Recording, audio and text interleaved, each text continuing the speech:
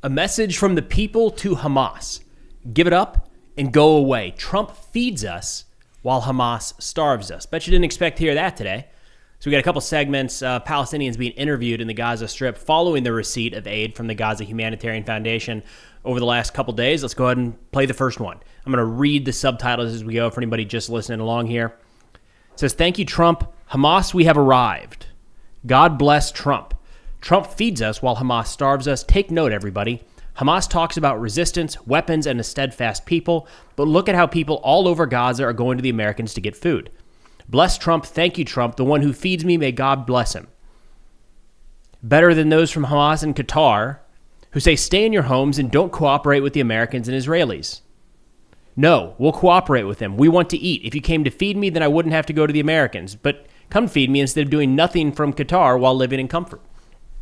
So we're starting to see some of these statements pushing back against Hamas, which actually lines up with a statement from the IDF that we'll run through here in a moment, suggesting that Hamas might continually be losing their grip on the Palestinian population in Gaza. Of course, we have yet to see if that will actually play out. On top of that, we're going to get into today why this Gaza Humanitarian Foundation was necessary, according to the IDF, talking about some issues they've had with providing aid to the Gaza Strip.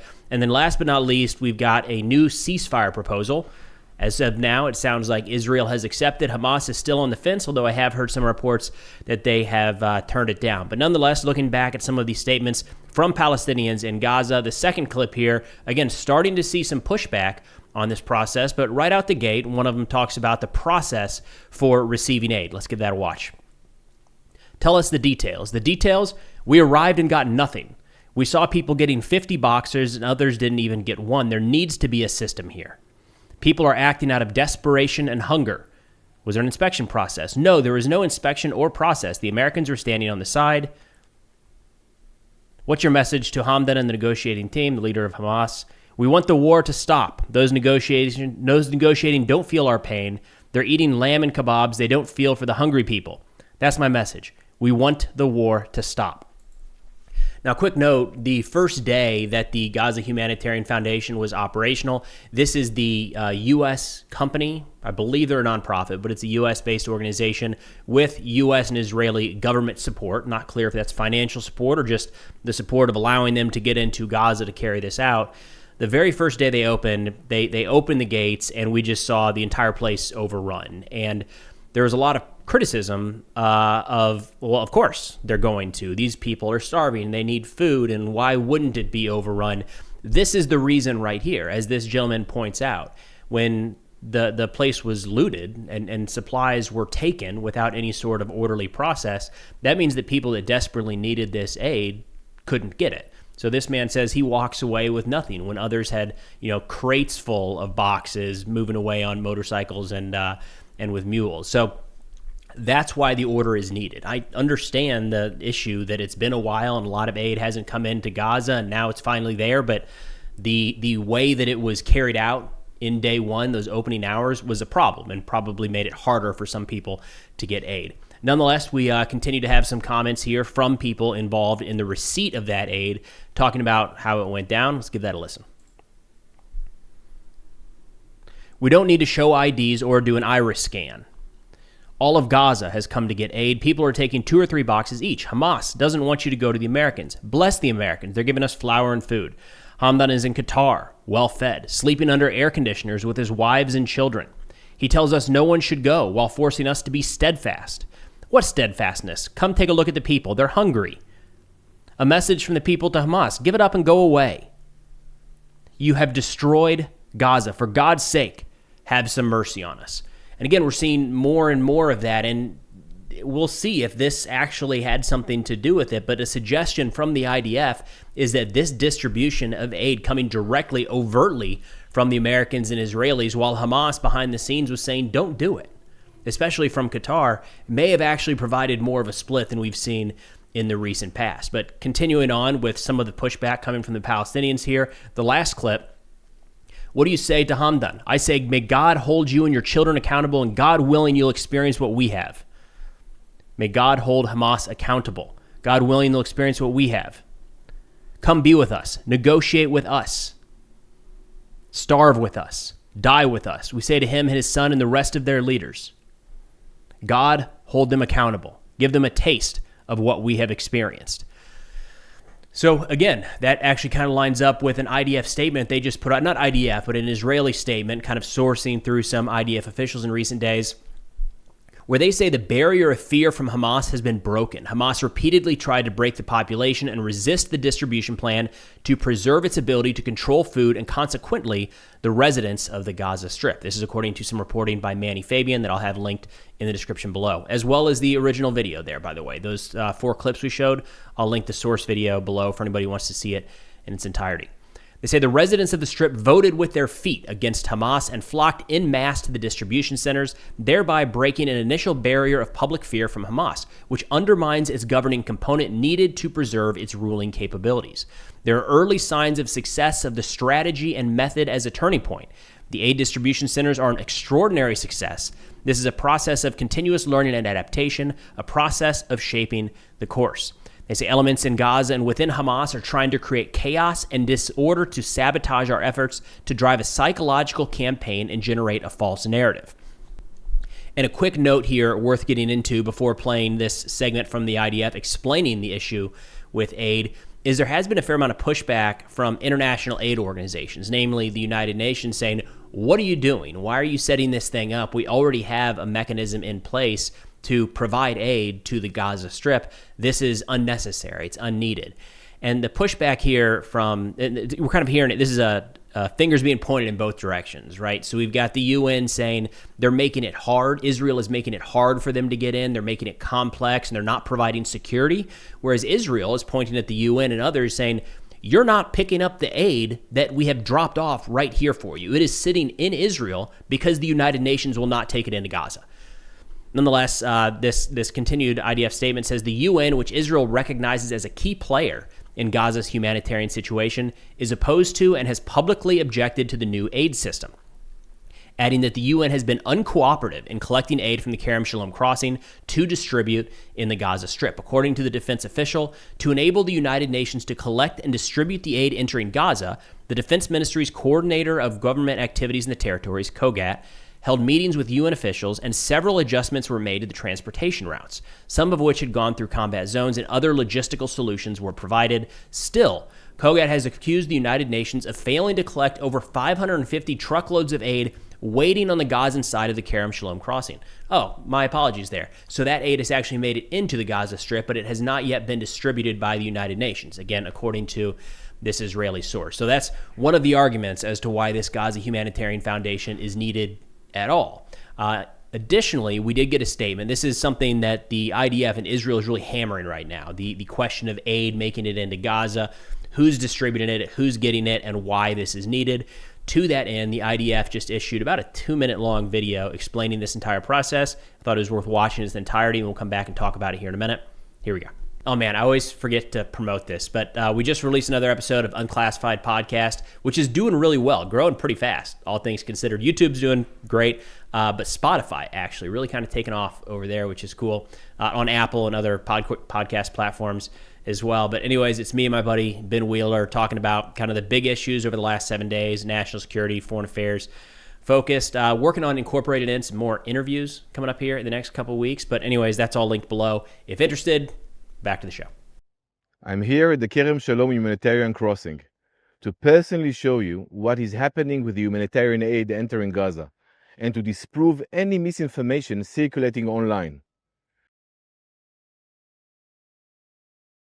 Behind me, hundreds of trucks worth of aid waiting to be picked up at the Gazan side of the crossing.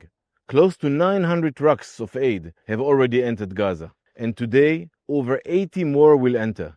In addition, the new distribution centers are operated by the GHF. 16,000 packages have been distributed within the past few days. Each package is enough for an entire family for a week. The aid is being let through, but UN organizations prefer to cooperate with Hamas rather than with us. In the last few days, multiple aid distribution centers operated by the international aid organizations have been established in close cooperation with the United States and COGAT. 2 centers are working today, and the third will be ready in the coming days. This is a long-term program. As part of these efforts, the IDF continue to allow and facilitate the transfer of humanitarian aid through here, the Kerem Shalom crossing. As you can see behind me, almost 1,000 trucks were recently transferred to Gaza via the Kerem Shalom crossing, following a thorough security inspection. It is now on the UN and the international organizations to ensure its proper distribution. We must not forget who is the aggressor and who is responsible for this situation. Hamas has been stealing aid meant for civilians and starving the population for too long. Despite Hamas' continued and cruel abuse of the people of Gaza and their attempts at intimidation, Gazan civilians continue to arrive and receive assistance. The IDF will continue to facilitate humanitarian aid into Gaza to provide for the humanitarian needs of the civilian population, while taking necessary steps to ensure that the aid does not reach the hands of Hamas and gets to those in need. Hamas starves the people of Gaza. Hamas loots the aid meant for Gazan civilians. Hamas continues to hold 58 of our hostages captive. This is what we are fighting for, the return of our hostages and to dismantle Hamas. All right, so this is the IDF explanation as to why, the new humanitarian aid process is necessary. And I think it's telling that Israel is focusing a lot of energy right now on explaining this process and why it's happening the way it is. There has been a lot of international pushback on Israel to allow more aid into the Gaza Strip. And my interpretation of what we're seeing here is Israel saying, hey, we're trying. All you guys keep pointing at these international aid organizations. You got to understand they're not keeping up their end of the bargain. The IDF is not delivering the humanitarian supplies to the Palestinian people. There is an intermediary set to do that. And according to Israel, they're not holding up their end of the bargain. This all comes amidst kind of an ongoing ceasefire negotiation where it sounds like there might actually be some progress there. And humanitarian aid is going to play a role in this. Now, the last that I saw on this is that Israel accepted the terms of this ceasefire proposal put forward by the Middle East envoy Steve Witkoff here in the United States, but that Hamas was still reviewing it and said the current form will only result in, quote, the continuation of killing and famine in Gaza. In fact, the Hamas Political Bureau member Bassem Naim told Reuters that the deal does not meet any of their demands, foremost amongst them halting the war. Nonetheless, Hamas is studying the response to the proposal with full national responsibility. So I thought it'd be worth getting into what that proposal looks like. To the best of our understanding, this was what was released earlier today. A lot of it pretty similar to past ceasefires, but there are a couple different aspects here. Overall, this would be a 60-day ceasefire between IDF and Hamas, with President Trump personally guaranteeing Israel's adherence. In terms of the hostage exchange, there would be 10 living hostages and 10 deceased that Hamas is currently holding from a list of 58. They'd be released in two waves, half of them on day 1 and half on day 7.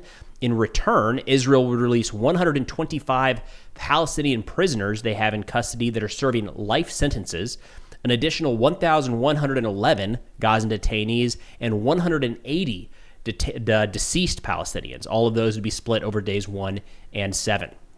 So let's see, that is 1,235 living, 180 deceased for 10 living, 18 deceased. In terms of humanitarian aid will be immediately resumed into Gaza, distributed via the UN and Red Crescent throughout the ceasefire. Again, we're just hearing the criticisms from Israel saying they're not actually doing it right now, so maybe it would be better in the event of a ceasefire. Should this go into place, Israeli offensive actions would cease immediately. There would be no Israeli aerial activity for 10 to 12 hours per day during the ceasefire. IDF would redeploy from northern Gaza and Neztarim on day 1 and from southern Gaza on day 7. A key component here is it does not talk about these essentially buffer zones where Israel has moved in and said, we're going to hold on to this forever now, or at least long term. There's no indication, does that mean that they're pulling back from those areas? Because if that's the case, that'd be a big win for Hamas while these talks are still ongoing. This is one of the pressure points that Israel's been asserting. Now, in line with that, they say during the course of this ceasefire, talks to end the war once and for all would immediately begin, as well as a final hostage for prisoner exchange, day after governance, and terms for a permanent ceasefire. By day 10, Hamas would provide full information on the remaining hostages, both alive and dead, in their captivity. That would be interesting because we haven't, to my knowledge, seen that at all from Hamas since day one. Israel would be doing the same for Gazan prisoners and casualties. And then the final hostage release would be set to take place if a permanent ceasefire is reached on or around day 60. If a ceasefire is not agreed to, or if the terms are not agreed to, the ceasefire could be extended, assuming both are operating in good faith. The guarantors of this agreement would be the United States, Egypt, and Qatar, who are all mediating and saying they would guarantee the ceasefire and negotiation process. Again, as of now, my understanding is Israel has accepted those terms. Hamas has not. I don't know that Hamas has rejected them so much as they haven't yet accepted what's been laid out in terms of this ceasefire, but we'll keep an eye on it. That's all I got for now. Thanks for watching, and I'll see y'all next time.